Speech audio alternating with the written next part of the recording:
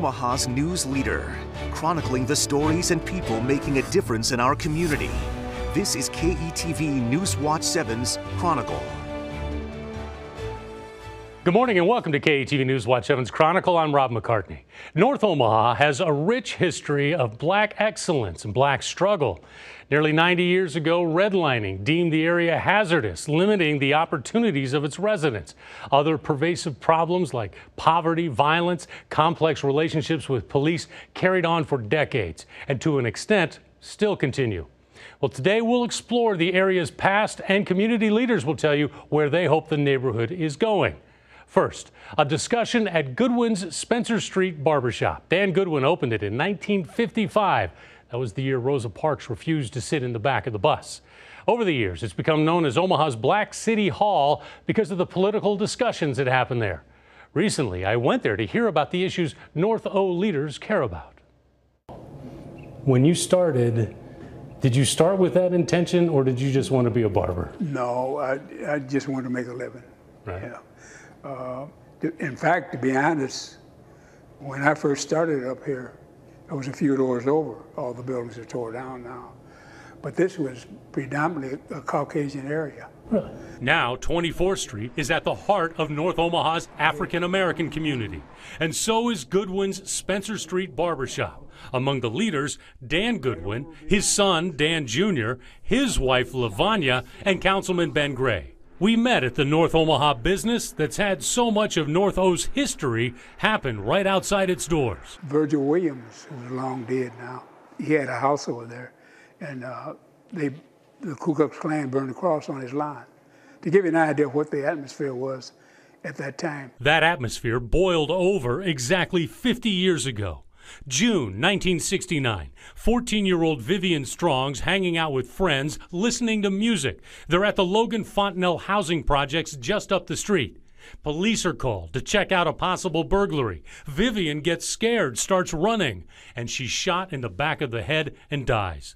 Omaha police officer James Loader was acquitted in that shooting, which led to this: days of violent rioting and demonstrations in North Omaha, particularly along 24th. There's just a bunch of things that was just going down really wrong in those days, you know. And it was a black-white culture. Oh yeah. Definitely. Absolutely. When I first got here, I could walk down 24th Street and run into 2 or 3 members of, at that time, they were calling themselves the Black Panthers.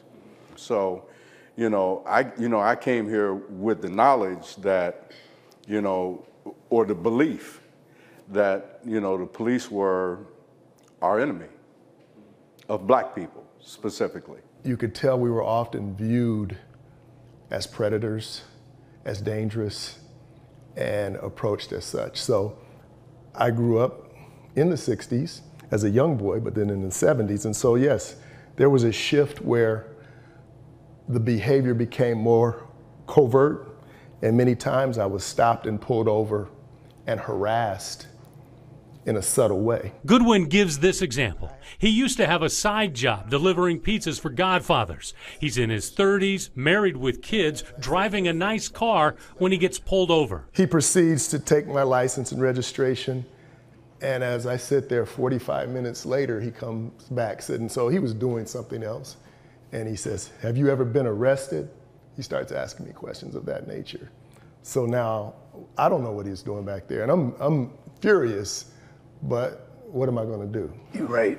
Because as a young black man, there was fear. Because there were a number of African-American young men and men who were shot by police officers under very questionable circumstances. A lot of times when you hear these stories, someone gets shot, you assume criminal behavior, but sometimes the police and the way they interact in our communities is disrespectful, even when you're calling for help. Lavanya says that happened to her when she was a teenager, that instead of helping her, police laughed at her.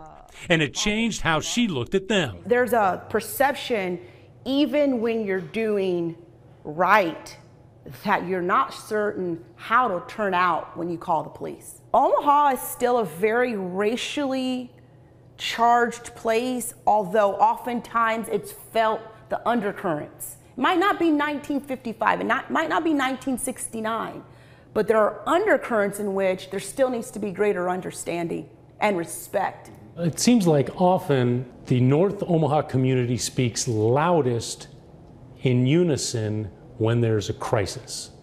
We want to just challenge a statement. Is it that we speak loudest, or is that when people listen? I really believe, if I think about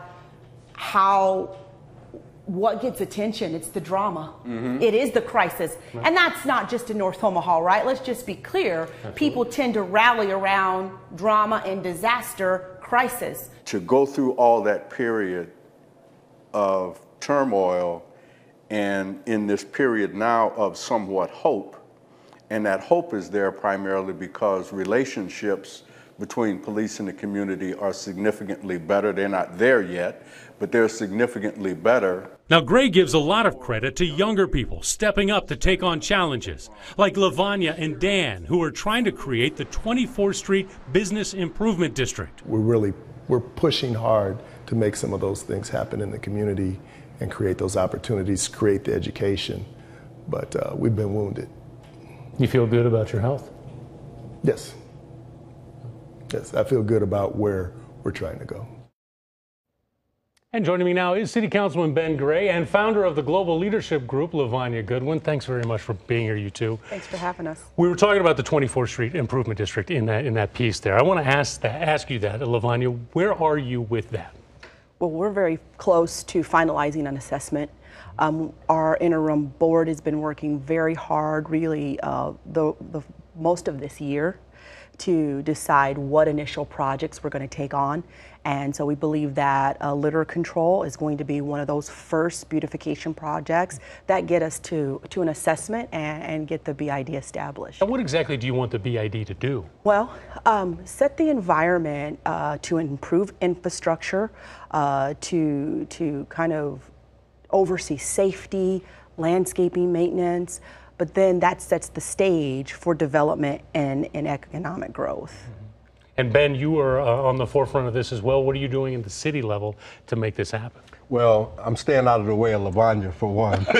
Smart man. Yeah. But no, what we're doing at the city level is giving them the guidance that they need, because we have, we have an attorney on that handles most of our BID work. We have several BIDs that we can draw from in the community: Blackstone, downtown, Benson, and others. And so, what we do on the council is we first of all, we approve who the board is going to be. Once they give us once the mayor approves it and gives it to us, and then, we approve the board, we approve the assessment. And then most of the work is left up to the businesses in the area to do what they need to do with help from the city and help from others.